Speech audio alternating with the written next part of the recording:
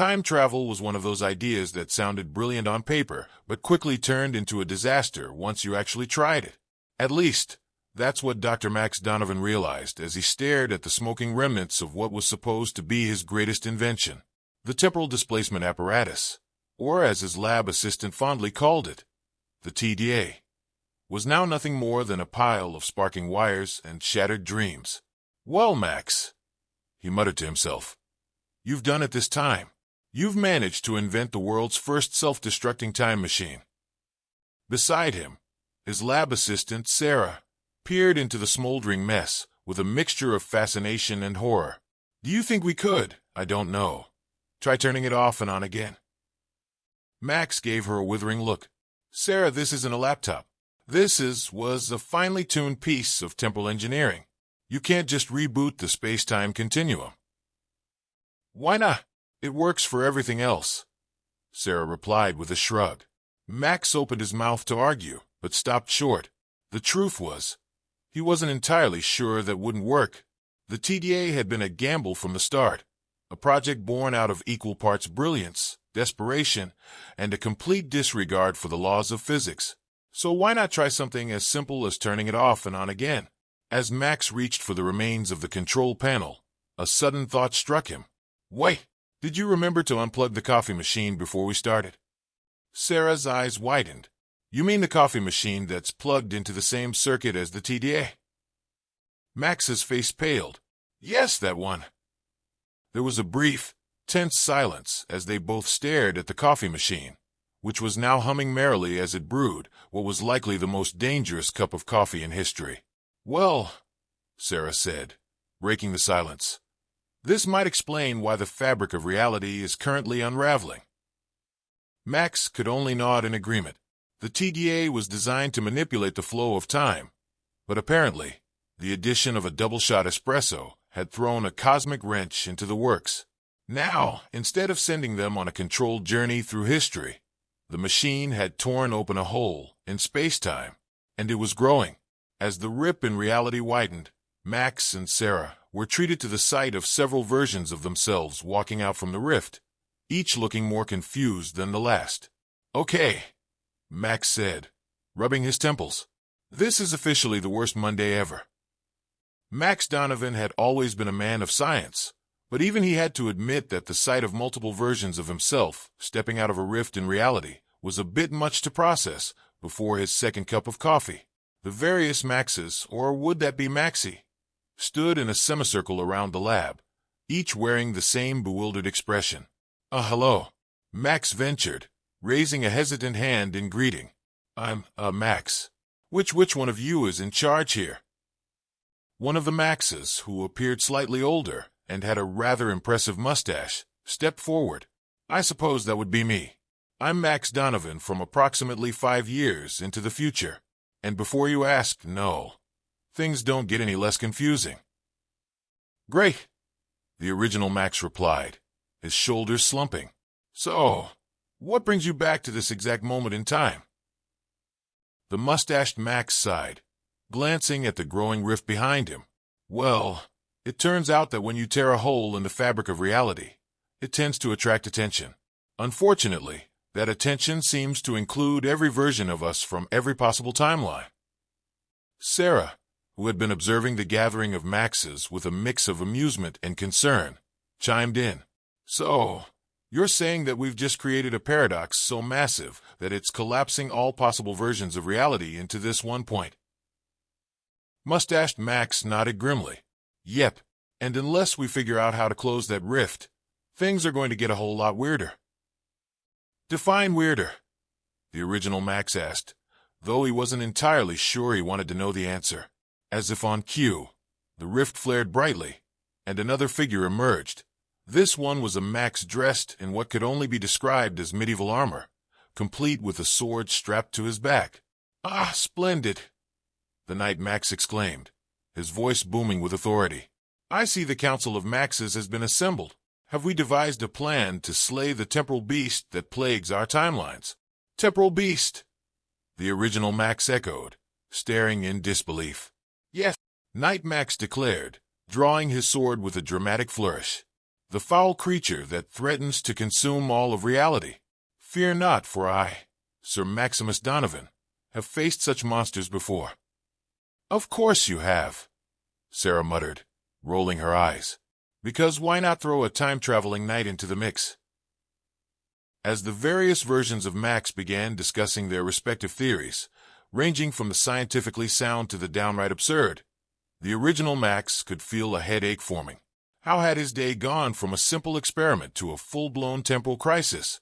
Well, this is going to be interesting, he murmured to himself, watching as yet another Max, this one in a spacesuit, floated through the rift.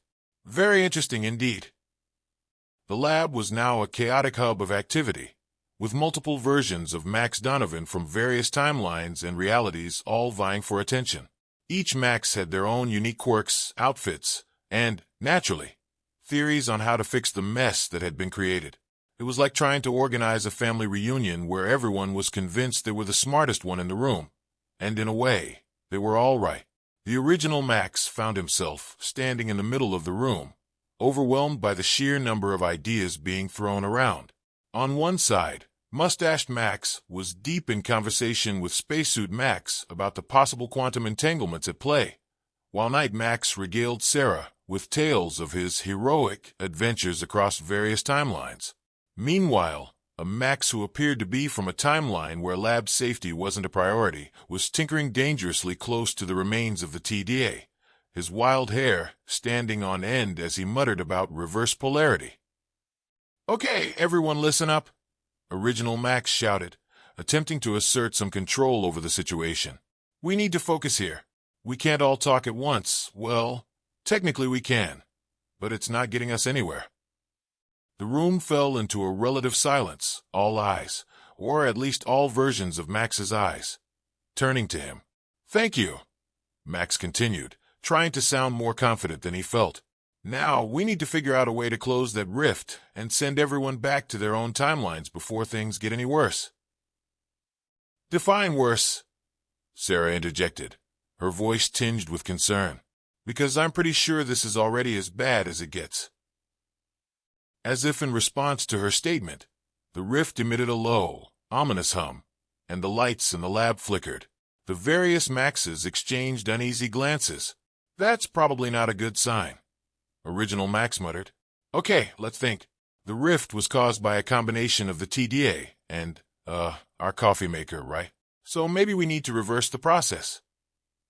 Or we could try turning it off and on again," Sarah suggested, not entirely joking. "Actually, that might not be a terrible idea," Mustached Max said thoughtfully. "If we can reboot the temporal displacement mechanism, we might be able to reset the timeline to before the rift occurred." "And what about the rest of us?" Spacesuit Max asked. "We can't just undo our existence, can we?" "That's the tricky part," Mustache Max admitted. "We'd have to calculate the exact point of divergence and ensure that each version of us is sent back to their respective timelines. Which means we need to get a complete analysis of the rift structure and identify the precise moment when the timelines began to converge," Original Max added, feeling slightly more in control of the situation. "And we'll have to do it before that thing swallows the entire lab," Sarah pointed out, gesturing to the rift, which was now pulsating ominously, its size increasing with every pulse. "Right," Original Max agreed. "Okay, let's get to work. We need to figure out a way to stabilize the rift, analyze the divergence points, and somehow reboot the entire timeline without destroying the universe in the process. Easy peasy." "Piece of cake," Knight Max said with a grin, clearly not grasping the full complexity of the situation. "Just point me in the direction of this rift, and I shall smite it with my mighty blade." "Let's keep the sword swinging to a minimum, Sir Maximus," Sarah said, patting him on the shoulder. "We're trying to fix reality, not create more holes in it." As the various versions of Max began working together, well, most of them, Original Max couldn't help but marvel at the absurdity of the situation. Here he was, standing in a lab filled with himself, trying to fix a problem that he technically hadn't even caused yet. And if they failed, well, the consequences were too bizarre to even contemplate. "Just another day in the life of a scientist," Max muttered to himself, shaking his head. Why did I think time travel was a good idea again? As the various versions of Max worked together, or at least attempted to, the rift in reality continued to grow, pulsating with an eerie light that cast long, distorted shadows across the lab. The situation was getting dire, and the pressure was mounting. Original Max was furiously scribbling calculations on a whiteboard, trying to keep up with mustached Max's rapid-fire suggestions. Spacesuit Max was hovering nearby, monitoring the rift's energy levels, while Night Max paced back and forth, clearly itching for a more hands-on approach to the problem. "Okay," Original Max said, stepping back from the whiteboard. "I think we've got the basics down. We need to reverse the polarity of the temporal displacement field, synchronize the quantum frequencies, and then hit it really hard." Night Max interrupted, unsheathing his sword with a flourish. "No," Original Max replied, exasperated. "No hitting, no smiting, no. Whatever it is you do with that thing. This is a delicate process." "Well, if you just let me," Night Max began, but he was cut off by a sudden, violent tremor that shook the lab. The rift was expanding rapidly now, its edges crackling with dark energy. Objects in the lab began to levitate, drawn toward the swirling void as if caught in a powerful gravitational pull. "This is bad," Sarah said, her voice tight with fear. "Really, really bad." "Right," Original Max agreed, trying to maintain his composure. "Time to implement the plan. Everyone to your stations." Mustached Max took the lead, directing the other versions of Max to their assigned tasks. Spacesuit Max began inputting commands into the TDA's console, while wild-haired Max worked on stabilizing the power grid. Night Max, despite his protests, was stationed at the emergency shutdown switch, just in case things went even more sideways. Original Max took a deep breath and approached the TDA, his hand hovering over the activation switch.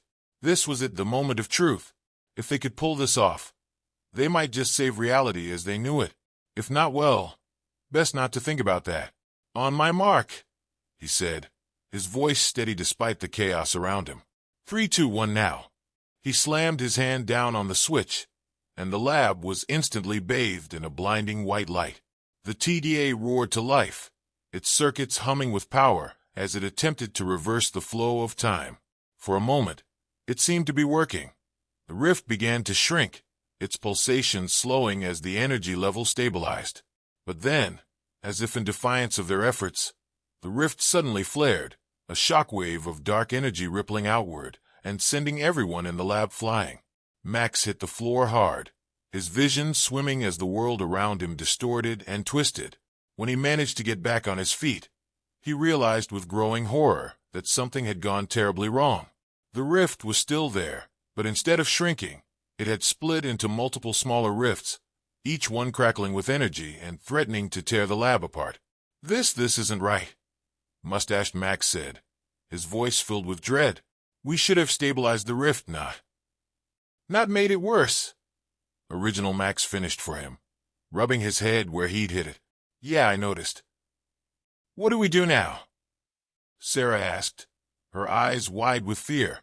"Plan B," Original Max said, trying to sound confident even though he was running out of ideas. Does anyone actually have a plan B?" The various versions of Max exchanged nervous glances. None of them had anticipated this outcome. "I have an idea," wild-haired Max suddenly piped up, his eyes wide with excitement. "What if we know, wait, that would probably blow up the entire city." "Let's keep that as a last resort," Original Max said quickly. "Anyone else?" Before anyone could answer, the rifts began to pulse in unison, their energy levels spiking dangerously. It was clear that whatever time they had left was running out fast. "Okay, new plan," Original Max said, his mind racing. "We need to merge the rifts back into one. If we can do that, we might be able to close it for good. But we'll need to synchronize all of the TDA's outputs and then hit it really hard," Night Max insisted, still clutching his sword. Max hesitated for a moment, then nodded. "You know what? Sure. Why not?" As the various versions of Max scrambled to put the new plan into action, the rifts began to merge, their energy coalescing into a single, Massive tear in the fabric of reality. The lab was now a maelstrom of energy, with sparks flying and machinery malfunctioning all around them. "Ready!" Original Max shouted over the noise. "Ready!" The other Maxes chorused. Now, with one final push, they activated the TDA, sending a surge of energy into the rift. The tear in reality shuddered, its edges flickering wildly as it struggled to remain open. And then, with a blinding flash of light, the rift collapsed in on itself, disappearing into nothingness. For a moment, everything was still. The lab was eerily quiet, the only sound the soft hum of the now dormant TDA. Max blinked, trying to adjust to the sudden calm. Did it work?" Sarah asked hesitantly. Max looked around the lab. The other versions of himself were gone, as were the rifts. Everything seemed normal, or at least, as normal as things could be after what they'd just experienced.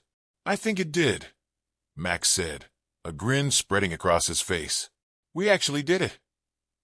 But just as he was about to celebrate, he felt a strange sensation, as if the ground beneath him was shifting.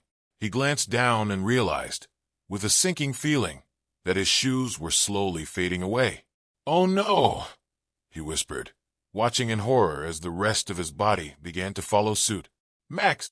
Sarah's voice was filled with panic. "What's happening?" "I think we might have created one last paradox," Max said, his voice trembling. "By fixing the rift, we might have erased the version of reality where I exist." And with that, Max Donovan, the original, at least, vanished into thin air, leaving behind nothing but a faint echo in the now empty lab. The lab was eerily silent in the wake of Max's sudden disappearance. Sarah stood frozen, her mind struggling to process what had just happened. One moment, Max had been there, triumphant and relieved, and the next gone, erased from existence, as if he had never been there at all. "Max!" she called out hesitantly, though she knew deep down that there would be no answer. The TDA, now quiet and still, sat in the center of the lab like a sleeping giant. The once chaotic energy of the rift had vanished, leaving behind only the faint scent of ozone and the lingering sense of something deeply wrong. As Sarah stood there, a creeping realization began to take hold. Max's disappearance wasn't just a random event. It was a paradox. By fixing the rift and restoring reality, they had inadvertently created a situation where Max's existence conflicted with the very timeline he had helped to restore. The universe, in its own twisted logic, had corrected the paradox by removing Max from the equation. But even as that thought settled in, another more unsettling idea began to form. What if this was exactly what was supposed to happen? What if, in fixing the rift, they had set off a chain reaction of paradoxes that would continue to unravel reality, one thread at a time? Sarah's thoughts were interrupted by a soft, almost imperceptible hum coming from the TDA.